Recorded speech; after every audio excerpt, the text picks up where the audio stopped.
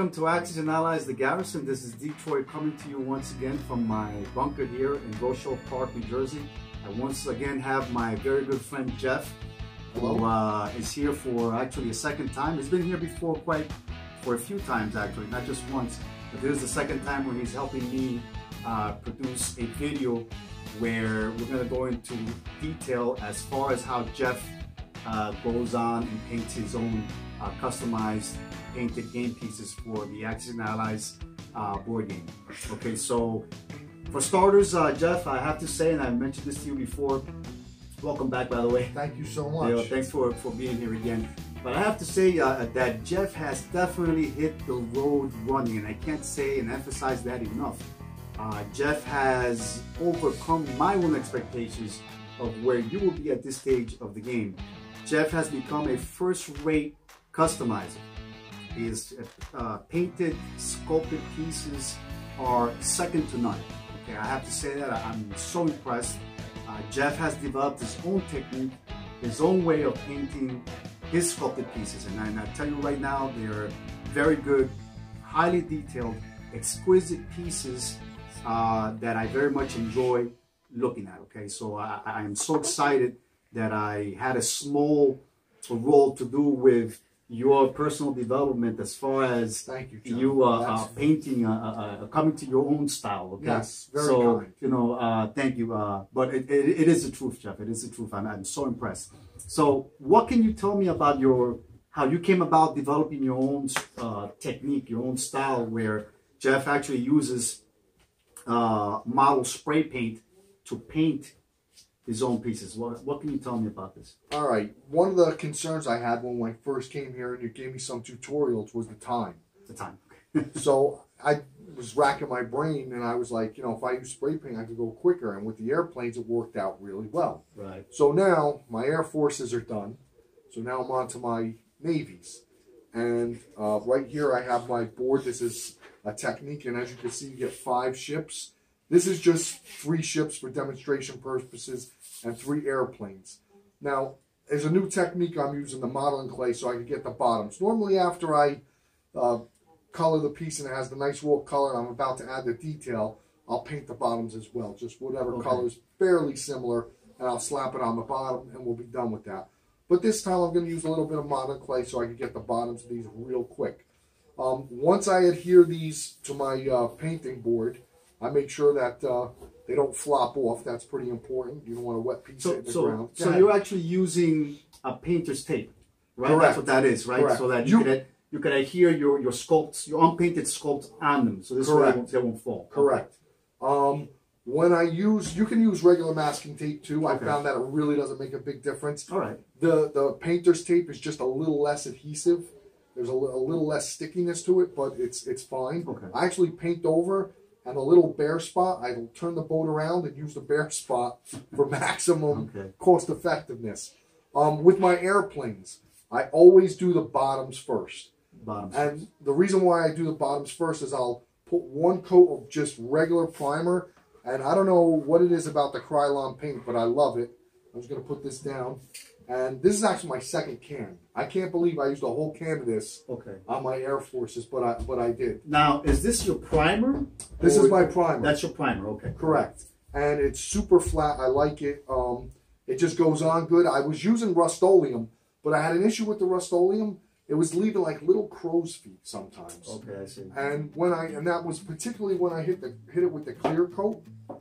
And I was like, maybe it's the 2 different manufacturers. I don't know. Maybe it's the small game piece. But I found if I stick to all Krylon primer, and that's primer too. But I use that for the bottoms of the airplanes, so I get a nice counter shade of a white bottom and the top whatever color I choose to paint it.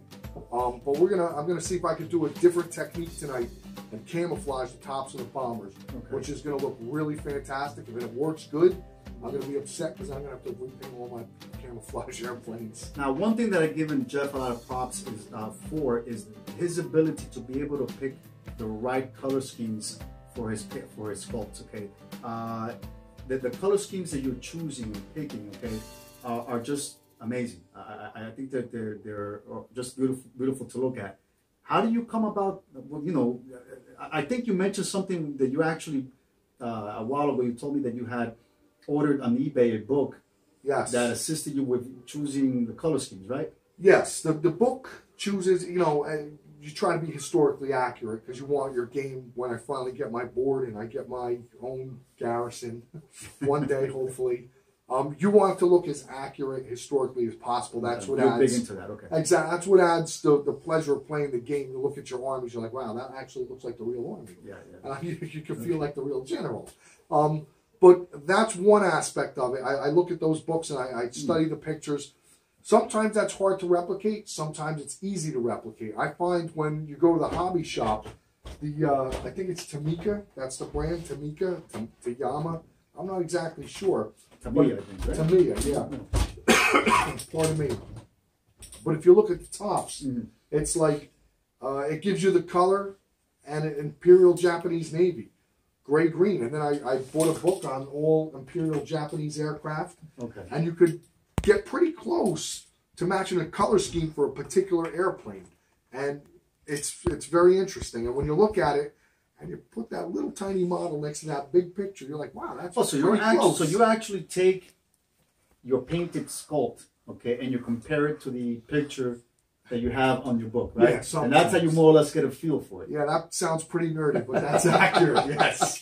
Hey, let me tell you, it's working because the end product is really good, okay? So it definitely works. Okay, all right, so no, it's a very intricate process. Okay, so now, how do you actually spray paint the sculpt on the board? When I first started, I'm going to be honest, I lost a couple of pieces because I got a little crazy with the spray paint. Okay. And if you're going to do this technique, find some really cheap pieces. If you go to, again, I'm going to plug a shameless plug for historical game boarding. But if you go to him, if you look on his for sale website, you'll see pieces, a nickel, a dime, whatever it is. And those are the pieces that you want to experiment on because if you lose, you don't lose much. So, and until you get your technique down, it's going to cost you a couple pieces, you know, in the meantime. Because at this point, I am literally like whoosh, whoosh, whoosh, that quickly, fairly close, and I've got it down. And then you could just tell with your eye. But what do you mean? What is fairly close? I mean, is it 6 inches, a foot? I mean, I'm going, I want to say about 4 to 6 inches probably. 4 to 6 inches. Okay. 4 to 6 inches, and it's a very quick pass. It's a quick pass. Okay. And it's a quick pass, and the reason why I like the tape is because I can angle the board to get all the piece. I can get the bow of the boat. I can get the side of the boat. Right. So that's the upside to taping your pieces. So in a way, it's like you're playing with a musical instrument. you're spraying your pieces, but you're also manipulating your backboard at the same time. Correct. Right. Correct. So because you want to make sure you get, you know, a good even coat on. The upside to the boats is usually you use a lot of shades of gray for the boats. Right. And the primer's gray. So if you miss a little spot, it blends in where your eye very rarely can tell the difference. Unless you're using a lighter shade of gray, almost like a whitish gray. And those colors come out nice. And I've used those on boats. They come out really nice. Okay, so now let's go back to the airplanes. You said that you first paint the bottom of the aircraft, of your sculpts. Then once you do that, you flip them around. Yeah, I'll let them cure. You let it cure. I'll flip it around, and then I'll do the tops. Well, obviously a different color. Yes. Well, again, when I prime mine, I'm going to prime everything gray. Okay. Then I'll give this a base coat, maybe 1, 2, 15 minutes, one coat. 15 minutes later, that's still a little weak. Another coat, good. Then I'll go over to the primer white, which is a nice flat white for the bottom of the airplane. Okay. All right. So then you wait how long for it to cure? 15, 20 minutes. That's it? And then you actually start painting the detail? No, 15, 20 minutes between coats. Between coats? Correct. How many coats? With the primer, I find 1, 2 is usually enough. With the primer? Correct. Okay, now with your main color though, how many coats? Once you turn the piece over? That could be 2 to 3 coats, depending on the piece. And, again, and this comes from trial and error. If you take a swipe at it or a stroke with the paint, and you got it heavy on one piece of the airplane and light on the other, I'm going to let that dry, because if I find that I make the same mistake, now I put two heavy coats on one particular, part of the piece, whether it's the bow or the back of the piece, and you don't want to make that mistake. And this, again, comes through trial and error. Okay. So if I get it heavy on one, I'm going to look at it and say, wow, that's on there heavy. I'm going to let that cure. Then I'm going to take another swipe at it 15 minutes later and hope I get the right spot. In time, it's going to be instinctual. You will get the right. It'll be like second nature. All right. So then you've done that. Okay. You've primed it, and you already painted the pieces, the sculpt with the color that you want. Okay. The base color. Right. The base color. Okay. So then we're gonna go now into the details, right? The sculpt has already cured. It's how many hours later? After it's all said and done, sometimes I'll give it a good day. A day. Okay, yeah. So that's basically 24 hours later. Correct. So 24 hours later, now you're going to detailing the sculpt. Correct. What can you tell me about that phase? At that point, you want to look for the color, and you want to, and this is where you have your artist's intuition here, right. and what color is going to go good, and what's going to make the game piece look worn, and that's experience. Usually, if I have a lighter gray, like this gray right here is a lighter shade of gray, more of a whitish gray, like a white smoke gray, which is really nice. I'll choose a darker color. So I'll get an acrylic. So you want to get like something that contrasts. Correct. The sculpt, the paint you have on that sculpt. Correct. All right. Yeah, because I noticed, and I was giving you credit before, that your ability to pick the right color schemes or the contrast colors just stands out in many of your pieces, and that's something that I believe I personally lack that ability, and I got to give you credit for that as well. You know what? I'm going to say you sell yourself short on that one, because as I'm playing here, I'm looking at your game pieces, and a lot of my ideas come from your game pieces, and I ask myself, what would John do? What color would John pick? Well, one thing is that my specialty is dry brushing. I have the knack for dry brushing. Yes, no, absolutely.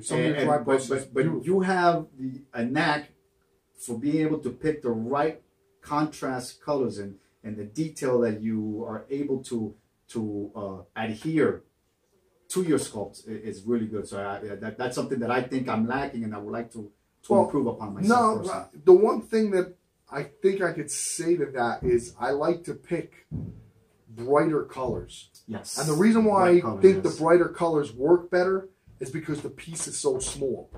And if you pick a color that's not bright, think about it. When you're going to do like a radar cup or something like that, it's so small in detail with this piece. So you want to hit a color that's going to be bright. Catch the eye. Correct. Right, okay. So something, believe it or not, pastel-y colors. That's what I look for. A lot of pastel-y colors. Yes, you're right. I've noticed that your colors tend to be very pastel. They're very sweet to look at. It just comes at you. Yeah, like a sky blue is a color I'll choose. Like a mint green is a color I'll choose to do some of the highlights on the boats. Those two colors are my favorites. Okay. The blue and the green, because it just really brings out the detail in the piece. All right, so then I guess we're gonna go on, and then Jeff is gonna actually show us how he paints, how he primes and paints the basic primer paint and his final colors on his actual sculpts. Okay, so he's gonna give us a demonstration of how he goes about doing that. Okay. And trust me when I tell you, he definitely has one of the best out there, without a doubt. I've learned from you a lot. I was inspired by you, no doubt about it. Thank you so much. All right, guys. We actually went to the garage, where it's more or less a well-ventilated area. We have the space that we need to be able to, for Jeff to show us how he actually goes about painting his sculpts. Okay, so take it from here, Jeff. All right, we got our primer. You're gonna get under a nice light. I'm just gonna let it rip. Like I said, I guess I'm about 3 to 4 inches away. Yeah. It's just quick. And you want to go in both directions. Got it. All right, that's a nice even coat on our bombers. The tails over here could use a little bit more. See how that tail is good? Okay. And this one's a little lighter? Right. You just want to get that a little bit, but you only need the 2. Okay, we're good there. Now we're going to get the bottoms of our English cruisers here. And we're using a new technique with the putty.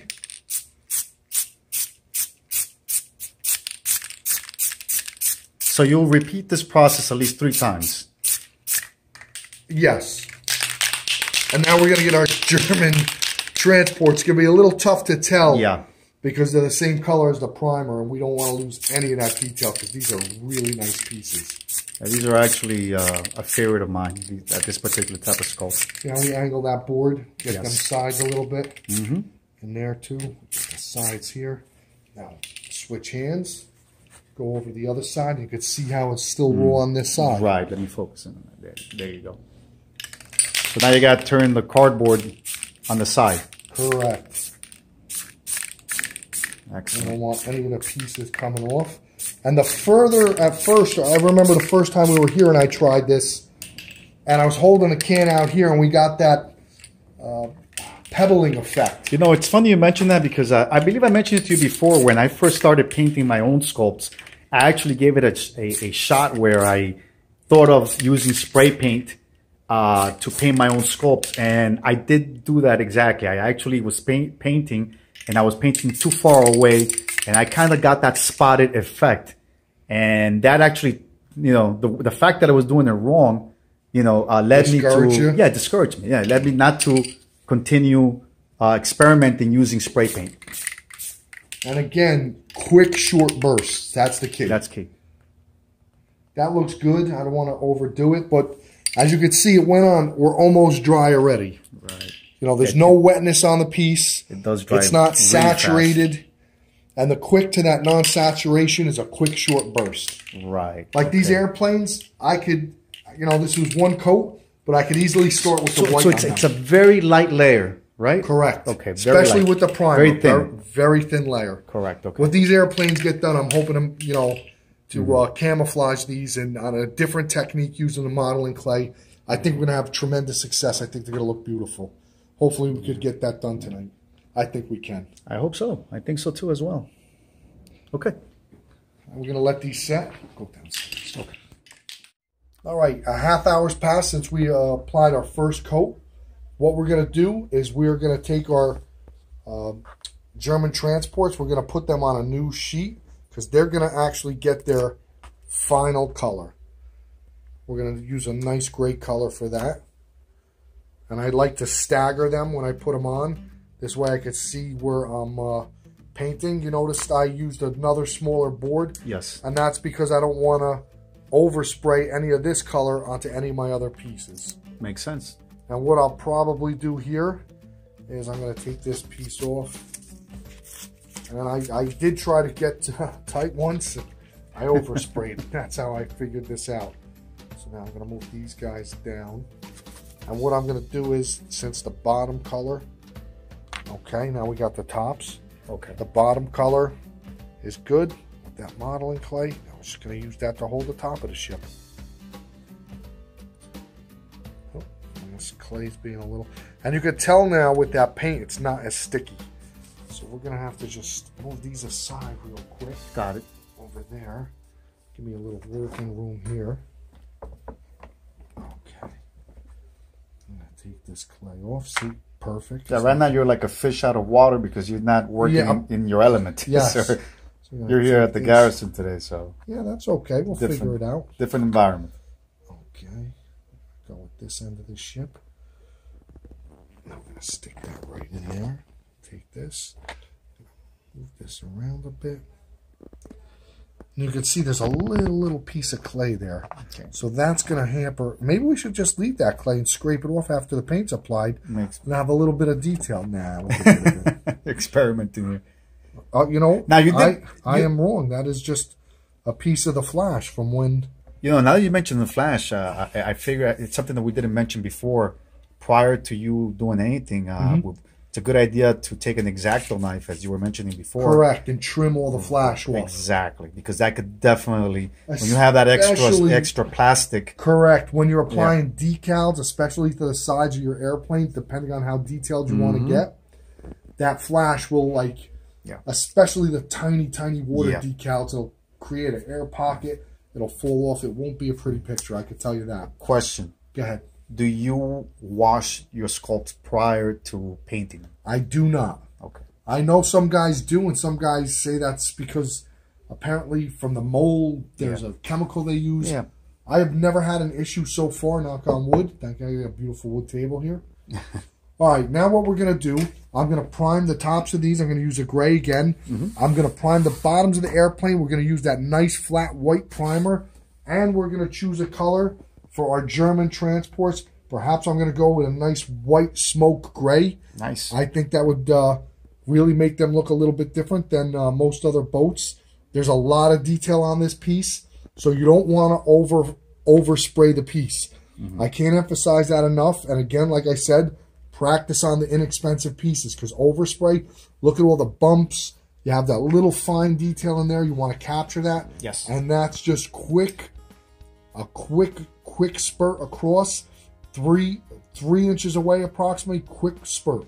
Okay, because short, fast bursts. Before you did say we were talking about approximately 6 inches away, but we did notice though that when you were out there in the garage, you were actually closer than 6 inches. Correct. It looked to me like you were about 3 inches close, so that's pretty close to the actual painting surface. You're absolutely right, and my initial estimate was wrong. Okay. I want to say I was about 3 inches away. That's pretty close. That just actually surprises me.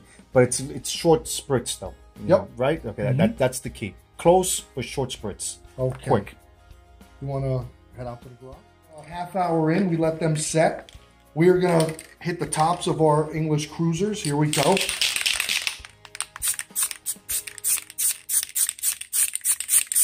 So you notice how quick I'm doing that, about 3 inches away. This is the primer. This is still the primer. Krylon, okay. Krylon primer. And again, I'm going to do this probably a nice gray color. So, like I said, I've got a lot of paint on here, but if you miss a spot, it's not the end of the world. Don't be like, oh, there's a little spot. It's not a big deal. You know, I can't get over at how close you are actually getting to the miniatures. I mean, to the sculpts. We're talking here about 2-3 inches away. Yeah, it's quick, short, fast bursts. And as you'll get used to using this spray can.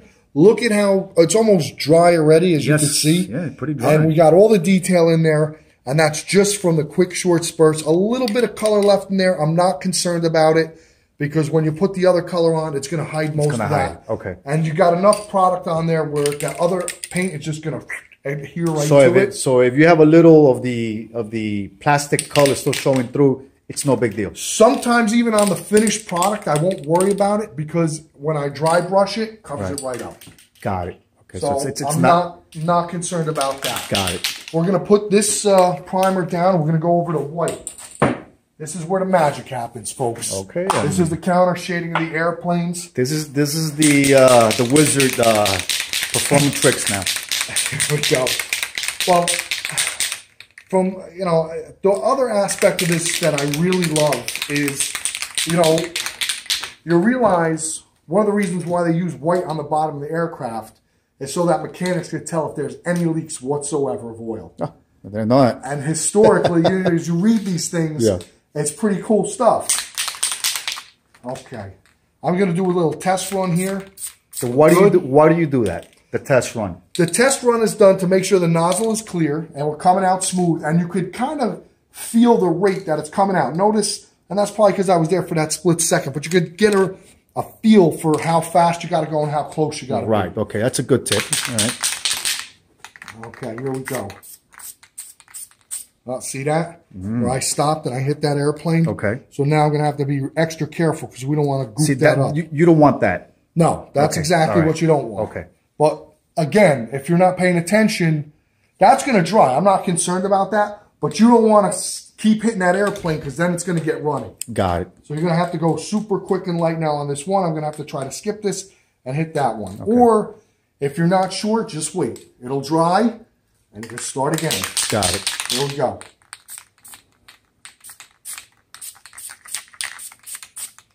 This white, we're going to have to do another coat. I could see it already. Got it. Okay, we're going to let that sit right there because you still got a lot of gray coming through. Sometimes on the white to counter shade it, you got to do a couple coats. Got it. Okay. All right, so basically, this is the first coating on this. Yes. Now you got to lay down a second coating and potentially a third coating. Yes. Okay. Yes. But when they're done, you'll appreciate it. I'm going to just set that right there. We have no paint dripping, so we're good. Yeah. All right. All right, and the color we chose for the German aircraft is this nice light, I would say light shade of gray. It's very light. Yes. Very light. But I think it's going to do them justice. Pardon me. Sure thing. All right, so we're going back to our naval transports. Correct. These German naval transports that Jeff is going to start Before spray we start, painting. I'm just going to straighten these out just a little bit. I don't like the way they're sitting on there.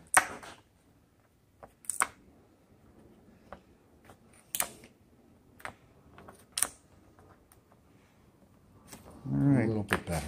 Next. I'm going to go quick. It comes out almost like it's snowing on here. See the difference in color already? Yeah.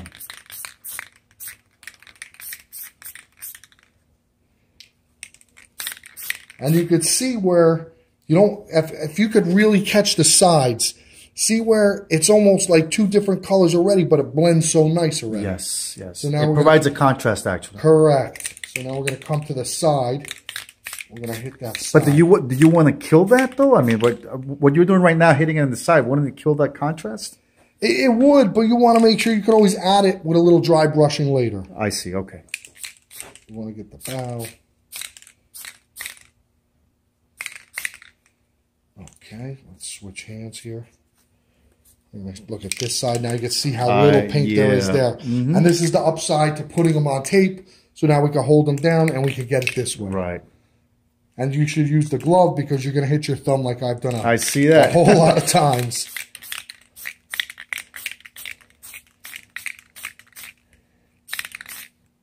I just got my thumb. All right, and we still got so much detail in there. Light, quick, and if we come to the side, we can see we got a lot of paint on there. We got a really good job done.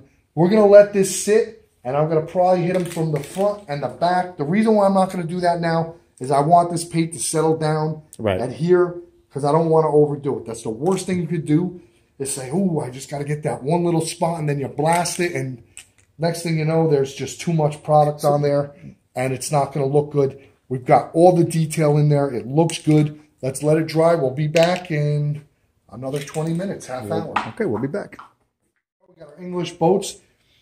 The bottoms are painted, so we don't have to waste time with that anymore. So that's done. From the clay, we just got a little bit of a bear mark right at the bows of these things. I don't know if you can see it right there, if you want to get that in. Yeah. So we're going to, right there. Yeah. That one's got it there. This one's over here. So now we're just going to hit it lightly, get that out, and then we're going to put our final coat on these boats. Let's do that now. Okay, there we go.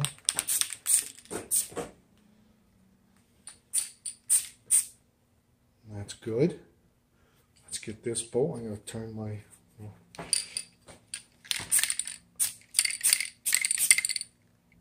Again, that trigger finger will get used to that. I'm going to go once over the top there. Very light. Very, very light. A little bit there. I see a couple bare spots. And I think we're good with that. I'm happy. I'm very happy. Now, if you've got a couple of bare spots, don't worry. Don't kill it with the spray paint. Because when you put the final coat on, it's going to suck that final color right in, and the bare spots will be gone. And if you still have a bare spot, if you're familiar with the dry brush technique, you can get rid of it that way too. Right. So there's a lot of ways to apply the paint where it's nice, even, you don't lose any detail.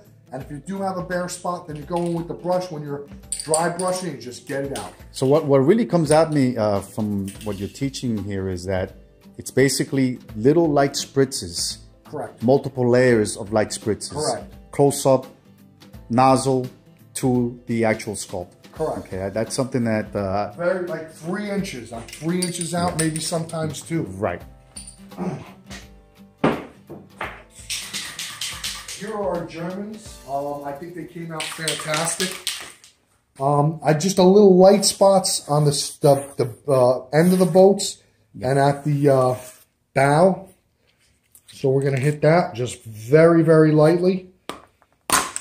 We got a nice gray color. Looks slightly light.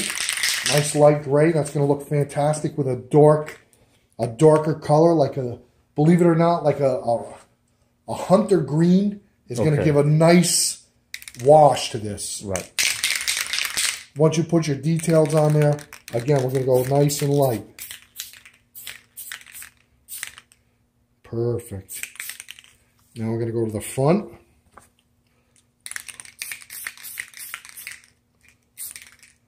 And we're good. That's it. Nice and light. We applied it. I looked at the sides. We got nice even coats everywhere. The bottoms of these boats are not painted. They're not. Okay. So we're going to, you know, when we do paint these, we're going to have to get the bottoms. Okay. But we'll show you that too. The cruisers, they're good to go. Bombers don't need to be painted. Let them dry. Okay. And now we're going to go back to the bombers. They're being a little stubborn today. I actually think I put a little too much primer in, so this white's got to overcome that gray. But here we go. We're going to do that right now. We might need a couple more coats than I thought. And that's because of the primer. Correct. I want to paint myself here. And don't just go in one direction. You got to go both sides. Back and forth. I learned that one the hard way. All right, we got a lot of product on there that time. So now we got to give it... We'll give this about 10 minutes. And then we're going to get the tops. Now, wait till you see what we're going to do with these tops. I'm hoping we can get that in the next maybe half hour. Okay. It's going to look awesome. Beautiful. All right, we chose a nice darker shade of gray for the English cruisers, and here we go. Like I said, the bottoms are painted, so that's going to save me some time. All I got to do is add the details, and these ships are done. Again, like I said, I got a very light trigger finger. Well, when you're saying done, the basic paint job on it, because the Correct. Details are not yet. No, all I got to do is add the details. Right. And these are done. Yeah. Look at how nice they look already. I'm impressed. Very nice. I don't want to overspray. It's got nice paint on it. This side's a little weak. I'm going to kiss this boat right here.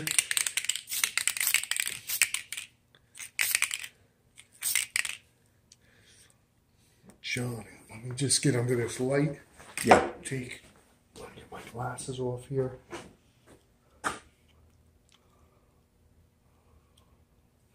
Little light on the bottoms over there. But I think I'm going to just let these guys cure. And I'm going to hit them with one more coat. And then I think we're done here. Mm-hmm. And then we just got the bombers to go. And that's it. Alrighty. And then we're going to do the camouflage scheme on the bombers. And if it pans out like I think it does, you guys will be really impressed. And, you know, hopefully we'll set the new standard for Axis and Allies painted pieces. Yeah, that's for certain. Because, you know, the paint will, you know, flow out much more smoothly. That's what we said. All right, here we are. We're going to put our last coat on. We got a couple of bare spots. We're going to fix them right now, really quick.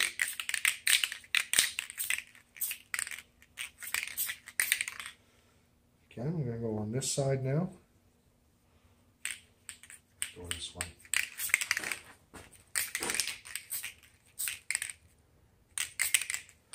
And I think that's it. We are complete. we have 3 English cruisers. Okay. Ready for decking and a couple more highlights on there. And these guys will be ready to go. Ready to do combat with Japan or Germany. We'll see. There we go. Or the Italians. Perhaps them too. Here we go.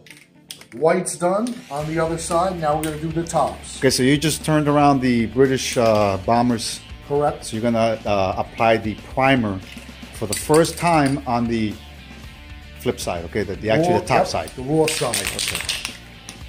Get this done.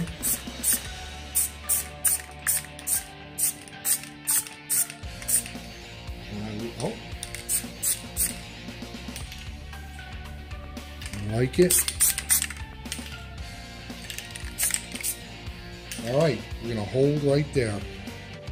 All right, let's let that dry. That dries, we're gonna go with the base color, and we're gonna move on out. Okay. And if I get these airplanes right, it's gonna look fantastic. I can't wait. I'm looking forward to it. Okay, so am I. I really look forward to that. It's gonna be great. Yeah. All right, we are putting our base coat of RAF light sea gray, is it? Yes. I believe so. Yes, it is. On our 3 RAF bombers. And then the big experiment. See how that goes. We shall see. Oh, I like that color. Yes, so do I. All right. I tried to get it nice and even. This Can we put that under the light? Yeah, sure. Yeah. Come on, Yeah, come because, right you know, over. right, this way. And I think we got it nice and even. Sweet, yeah. And I'm just going to let that sit. And if we could cure this, we're going to go right to phase 2. And that is what? What's phase 2? Phase 2 is we're going to cover it with modeling clay. Oh, modeling clay, huh? We're going to use an old-fashioned trick. And we're going to go with a darker color on top. Okay, so what? So can you elaborate further what you actually plan to do with the modeling clay? What we're going to do is, I'll show you downstairs. I'll put it on downstairs. We'll get it all on video. And then we'll come up here and spray it with the clay on it. And if it works, it's going to look really fantastic. I hope it works. I think it's going to work. We're going to have to find out. You know, it's done on bigger models with the clay. These are really small. So basically, you want to introduce camouflage, which Yes. is the word I'm looking for you to say, and you're Correct. not. We're going to introduce camouflage. There you go. But every time I try to paint my airplanes camouflage, it just doesn't come out right. Okay. There's something missing. It's good, it's nice, but it's not perfect. Right. I think if we get this down, it'll be perfect. All right, let's... I just want to hit this one airplane. I look forward to it because, you know, honestly, it never occurred to me to use modeling clay. a modeling clay or just good old-fashioned clay to be able to camouflage your aircraft. We're gonna see how that goes tonight. Alrighty. All right, when we're done with this coat, that's a nice even coat. Put that on there. Yep. All right. Okay. That's a wrap. We'll be back.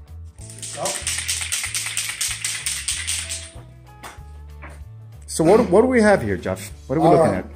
We have ocean gray paint by Tamika as a base coat.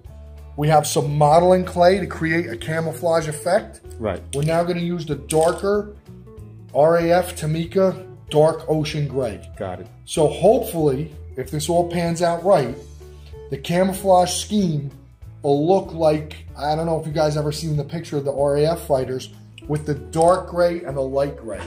So those are the two camouflage. This is this camouflage scheme we're trying to emulate today. Right. I've never done it. I took this idea from modelers off YouTube. I mean, it's simple. The clay cost me, I want to say $3, $4 at Hobby Lobby. Okay. I picked that up from them. This is just regular modeling clay. They use silly putty.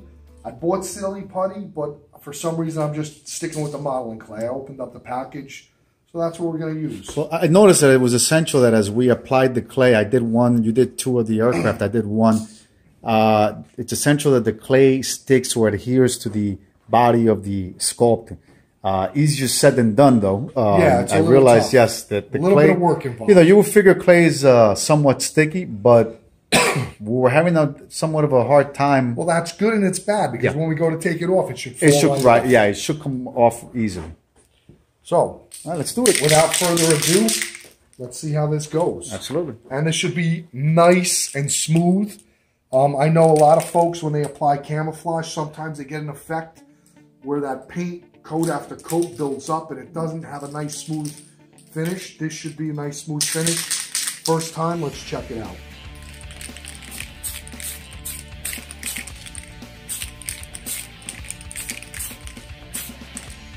All right, we're going to let that sit.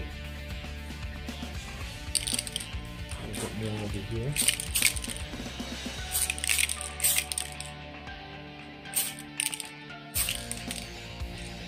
Check this side out. You can already see it's a little bit darker. I like it already. I'm going to just hit this side light. I think our modeling clay is going to work. Sucked up a lot of the paint. We're going to see.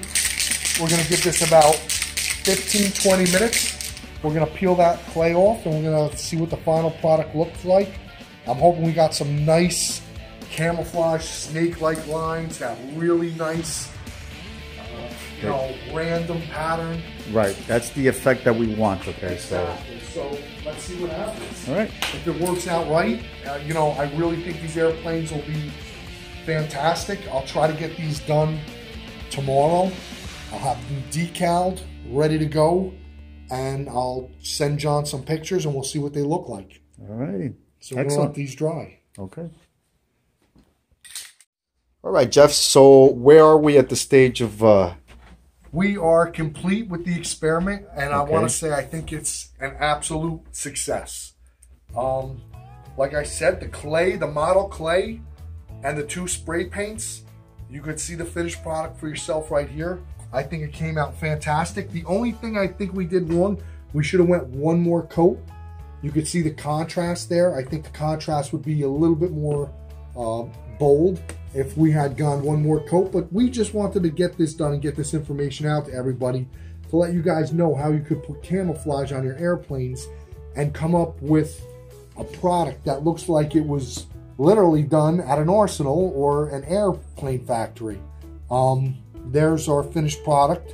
And again, I bought the modeling clay at Michael's for, I think, $3.50. The thing is over here.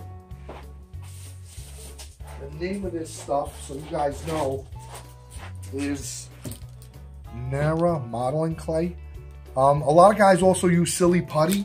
That's cheap too. I bought that, but I said, let me have 1 more. I don't know how to keep this stuff, so I gotta... Okay, the amazing thing about what Jeff just did is that what took me years to perfect, I mean, I can paint camouflage manually, but Jeff was able to transfer a technique where he saw on YouTube videos where YouTubers were actually using either muddy putty or clay on larger scale models.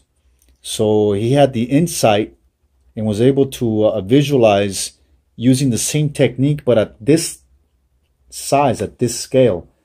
And he had the insight and he saw it and he implemented it. And I was lucky enough to be here to witness him using this technique at this scale. And as you can see, we now have the capacity to use camouflage or to apply camouflage to game pieces or sculpts at this scale by simply using clay. And it's, I tell you what, very easy. Okay, so it's not that complicated. So now these sculpts here, even though they have not yet been detailed. And what I mean by that is that you can see the cockpits, the engines, tail, edges, no tail markings. Yeah, they have not yet been applied, or for that matter, any decals.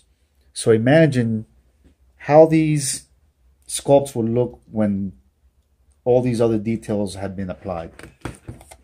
Absolutely fantastic. Okay, and Jeff, congratulations! You had the insight. You saw the fact that you were able to transfer a technique that was being used at larger scale models, you were able to transfer that technique effectively, and I congratulate you on that. Very, very well done. Look, I just, I hope everybody enjoys it, and if you want, top quality pieces, it's time consuming, but, that's one of the ways I get my pieces to look like literally they came out of a factory. I just wanted to put that out there. Hopefully more guys will emulate it. I think it makes the gaming experience that much more richer, and I just enjoy doing it. It's a pleasure to do. It makes the game so much more lifelike, and I hope you guys use it. Take it to the bank. I hope so. Okay, so guys, being that it's late, I mean it's already close to midnight here in the in New Jersey. We won't have the time to finish the other sculpts, but I'm sure that Jeff will finish them, and I will let you guys see the final product. Yeah, we definitely have to. Okay, so I am so glad though that we were able to see at least these 3 British bombers. Are these Lancasters? I don't even know what they are. I don't know if they're Lancasters or these are out of the Global 40 game. Mm-hmm. I was going to do the Avro Lancaster. I don't think these are the Avro Lancaster. All right. These are the, I forget the name of them, but they're out of the Global game and the 42 game. But as you could see, and what's really nice, see if we can get the side. I was going to do that. Look at that. Look at that contrast. Germany better watch out. Oh, yes. Now, unfortunately, I have all these airplanes that I camouflaged, and I'm like, man, I got such a good technique now. It's even better. One suggestion I want to make is, if you really want to go a step further with your camouflage, you let this coat dry, you throw on another coat of clay, spray it with a different color, perhaps a green color or a blue color, and this airplane's going to look even better. Yes, because you're going to add so much more detail. Absolutely, because what you're doing now is you're adding another layer of camouflage, even further to the sculpt. So, and that's how you get all that little bit of detail out of it. So, it's just how much work you want to put into it. We did this quickly so I could get this information out to you guys. Alrighty, okay, guys. It's been a long night. Definitely a learning experience for me, and I believe also for you, Jeff. Yeah, I'm just glad it panned out. It came out so good. Yeah, me too. So, guys, Jeff, thank you, my brother. As always, it's a pleasure. Guys, I hope you enjoyed this video. I hope you found it very educational. I know it was for me. I look forward to implementing Jeff's technique, and I'm going to call it the Jeff technique. Okay, so it's something that we all can definitely benefit from. Okay, so I hope you guys can start using this technique to quickly and efficiently paint your own customized game board pieces for the Axis and Allies board game. All right, guys, it's been a long night. Once again, we'll say our goodbyes, and until next time, Detroit out. And don't forget to hunker down and play. Absolutely. Good night. All right, my brother.